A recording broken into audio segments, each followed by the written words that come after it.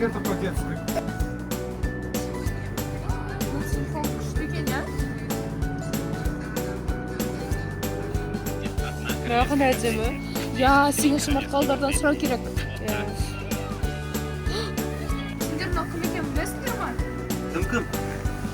Бұл Әлия молдағы осында естіген. Соғысқа қатысқан өзім бірақ түсінбеймін. Ертең тарих сабақ қой. Ертең содан сұрап қой, иә? Жақсы кет.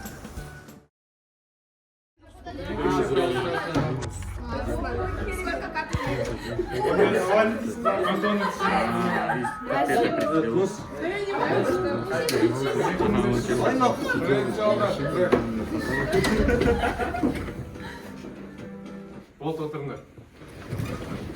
Бүгін біздің тақырыбымыз Ұлы Отан соғысы және оның ардагерлері. Ұлы Отан соғысы 1941 жылы басталып, 1945 жылы аяқталды. Сендер Ұлы Отан соғысқа қатысқан қандай ардагерлерді білесіңдер?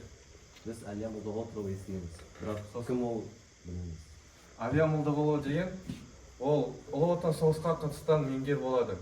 Ол 1925 жылы 25 қараша туылған және 16 жасында Ұлы Отан соғысқа аттанған.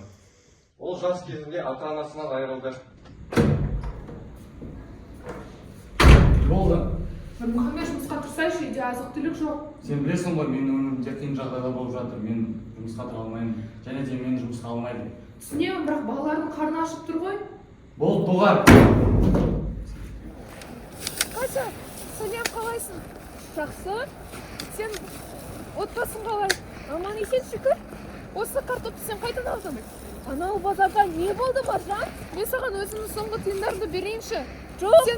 Сен менімен картоппен бөліс. Керек жоқ. Өтінем. Бір картоптың бағасы бір адамның дүниясына тең. Өтінем. Жоқ, кешір. Ұры! Ұры, ұстаңдар! Ұры! Ұры! Ұстаңдар! Ұры, көмектесіңдер! Стоять! Анасы қайтыс болған соң, Әлияны әжесі бауырына басып, Алматыға алып кетеді. Сол жерде 14 жасқа толғанда Әлия әскери интернатқа қабылданып білім алады. Равнясь! Смирно! Равнясь! Смирно! Здравствуйте, товарищи! Здравия желаю, товарищ полковник!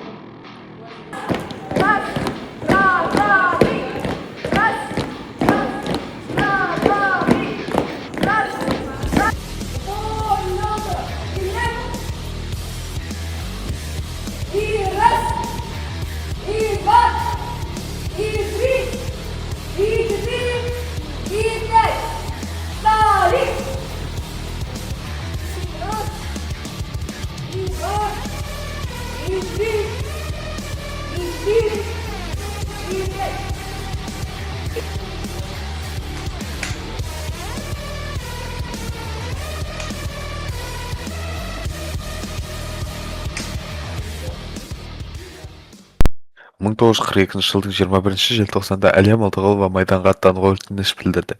Өтініші қанағаттандырылғанымен, сол үшін ол оқып жүрген техникумнан шығарылды.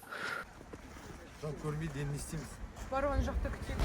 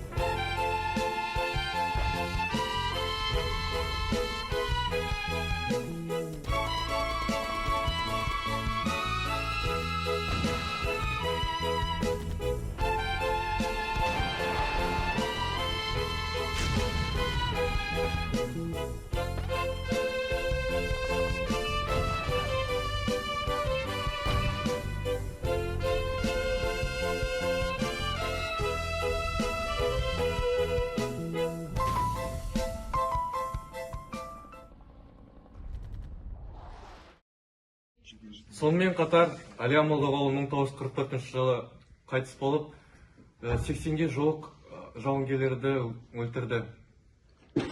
сонымен балдар сабақ аяқталды, сау болыңдар. Сау болыңыз. Сау болыңыз. Ой,